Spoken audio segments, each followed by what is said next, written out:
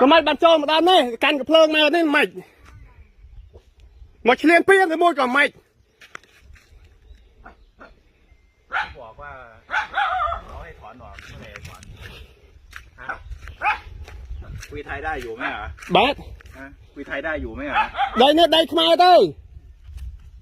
ไม่บันโจมาได้บันโจมาสักการจะมวยเทียนใครเป็นคนพูดใครเป็นคนพูดเต้บอยสักการมามวยขมายมาเปลี่ยนขมายเยอะนู่นน่ะใครเป็นคนพูดเราไปบอยมาใช่บอยสักการมวยเทียนขมายมาเยอะจะตุ้มจะมวยเทียนกันไปชี้อ่ะ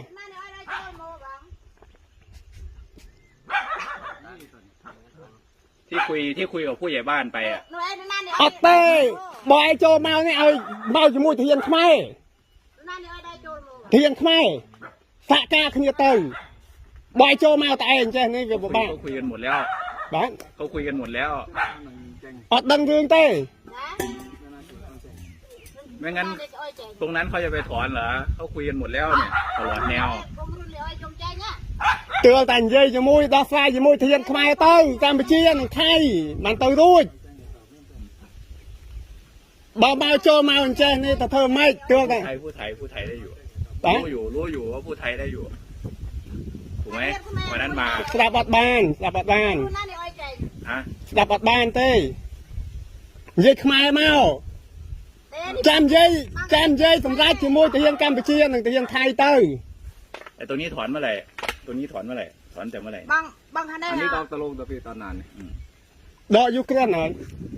ไทยจะมาแค่มนเนี่ยมือตามเต็มดอกเนี่ยแล้วตรงนี้ล่ะตรงนี้จะถอนตอนไหนอดเดินดังเต้ตัวแต่อดเมียก็ยดดัก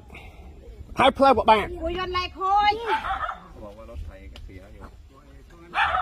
ให้บางไอ้อ้อยเนี่ยไม่อ้อยของรุ่นโจลของรุ่นอ้อยโจลโมอ่ะเต้มันแทนนาโจมาเต้แต่กันกับเพลิงมาเนี่ยกาวเต้ไอ้บางไอ้โมตะกี้ไอ้บังให้จำแย่ท่า